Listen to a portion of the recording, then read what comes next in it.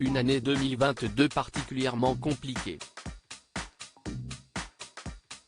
Ce mercredi 1er mars, Ed Sheeran s'est saisi de son compte Instagram pour faire une grande annonce, la date de sortie de son prochain album baptisé Subtract. Les fans devront donc patienter jusqu'au 5 prochain pour découvrir les tout nouveaux titres du chanteur. Mais ce dernier a confié qu'il devrait être bien plus profond et personnel que ses précédents opus. Il faut dire que l'année passée a été assez éprouvante pour l'artiste, ce qui a forcément eu un impact sur son album.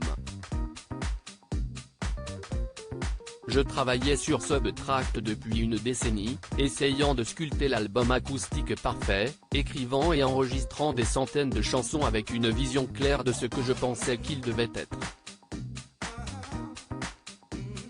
Puis, au début de l'année 2022, une série d'événements a changé ma vie, ma santé mentale et, en fin de compte, ma façon de voir la musique et l'art, a confié Ed Sheeran dans un long message publié sur le réseau social.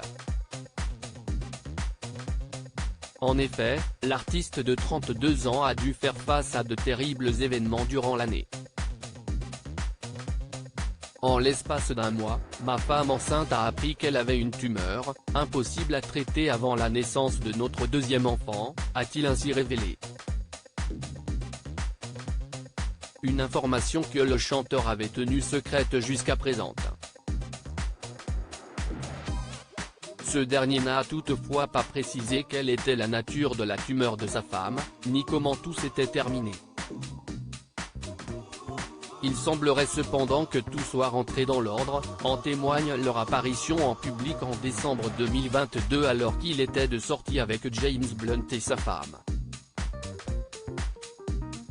Ed Sheeran marqué par la mort tragique de son frère mais au cours de l'année 2022, Ed Sheeran a également dû faire face à un événement tragique, la mort de son frère, le musicien de hip-hop Jamal Edwards, décédé d'une crise cardiaque en février 2022, à l'âge de 31 ans, causée par un abus d'alcool et de drogue.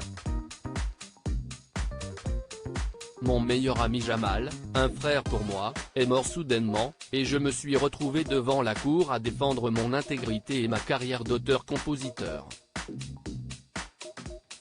Je traversais la peur, la dépression et l'anxiété. J'avais l'impression de me noyer, d'avoir la tête sous l'eau, de regarder l'extérieur mais de ne pas réussir à percer la surface pour respirer. Cet album ouvre la trappe dans mon âme. Pour la première fois, je n'essaie pas de créer un album que les gens vont aimer, je ne fais que sortir quelque chose d'honnête et fidèle à ma vie adulte en ce moment.